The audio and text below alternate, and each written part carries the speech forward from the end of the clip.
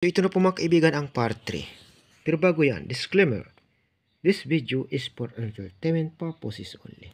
May perang papel po pala mga kaibigan na 5 centavos and then may perang papel din na 2 pesos. Hindi ko lang sure mga kaibigan kung naabot ko na ito. Wala naman yatang taon na nakalagay. Ayaw ko lang mga kaibigan kung anong taon po ito nakalagay. Kung ito ay nasa 1950s, so wala pa po ako noon sigurado. Ayan. So, may perang papel po pala tayo mga kaibigan na 5 centavo at saka perang papel na 2 pesos. Ayan. So, ngayon ko lang po ito nakita. In personal ha. So, sayang. Medyo ano na siya. Punit-punit na mga kaibigan. Ayan. Sayang ho siya. Kaso lang ay naimbak ko siguro ito sa alkansya ng aking kaibigan. Kaya naging ganito ang itsura. Matagal na siguro ito mga kaibigan na panahon. Ang nakalipas kay ganito na po ang nangyari. Ayan, so yun lang po siya mga kaibigan ng ating munting share sa inyo. Tingnan natin ang likod niya. Mamaya na itong barya. Ayan.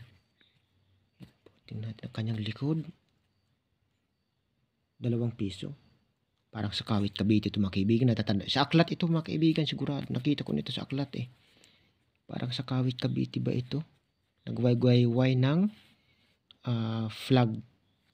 Yung Andres Bonifacio po yun. Emilio Ginaldo.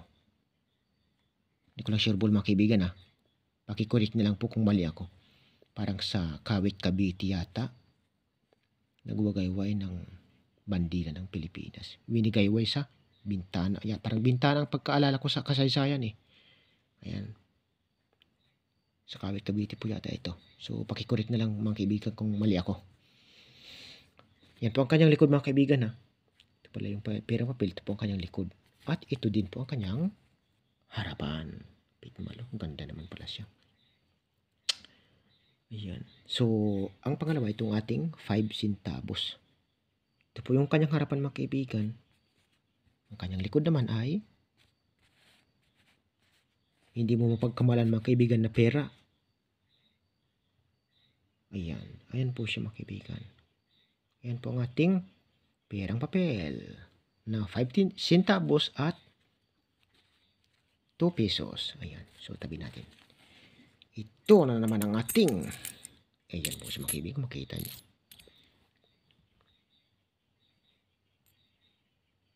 Ayan. Hindi ko na kung klaseng pera to. So, ito po yung harap. Ito ay si Jose Rizal. 1990. 1 peso. Kalabaw yung likod. Ayan. Tapos ito namang isa. Ito yung sinasabi ko sa inyo na may babae.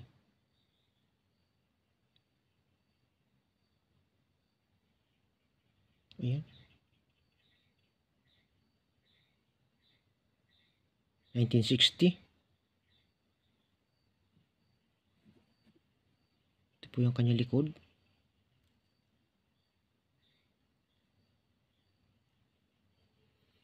Ito ay babae eh.